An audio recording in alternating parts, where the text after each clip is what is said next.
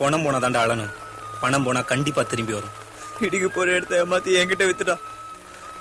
எங்க போறதுன்னு தெரியல, என்ன பண்றதுன்னு புரியலண்ணே. அதான்டா குழப்பமா இருக்கு. பிரச்சனை ஒன்ன தேடி வருதா இல்ல நீ பிரச்சனை நாடி போறியா? நாடி வருபவர்களுக்கு எதிர்காலத்தை பற்றி சொல்லுவதுதான் நாடி ஜோசியம். இது பல்லாயிரம் ஆண்டுகளுக்கு முன்னால் மாமுனிவர்களால் எதிர்காலத்தில் பிறப்பவர்களை பற்றியும் அவருடைய எதிர்காலத்தை பற்றியும் ஞான திருஷ்டியால் கண்டு காலத்தை கணித்து ஓலைச்சுவடையில் பொறித்து வைக்கப்பட்டுள்ளது. கட்டவரல கொண்டாங்க.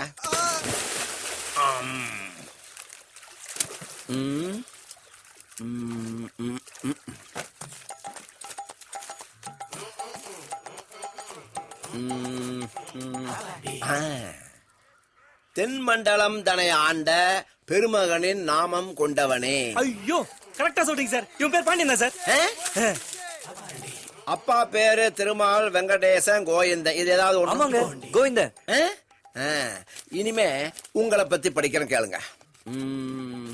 நீங்க குறப்பிரசவத்துல பிறந்திருக்கணுமே, உங்களுக்கு வியாபாரத்துல நஷ்டம் வந்திருக்கணுமே. ஆமாங்க.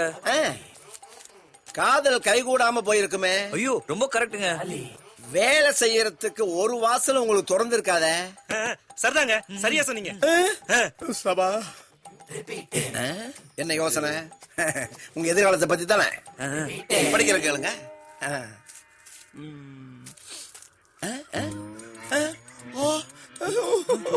சார் சொல்லுங்க சார், தயவு செஞ்சு மறைக்காம சொல்லுங்க.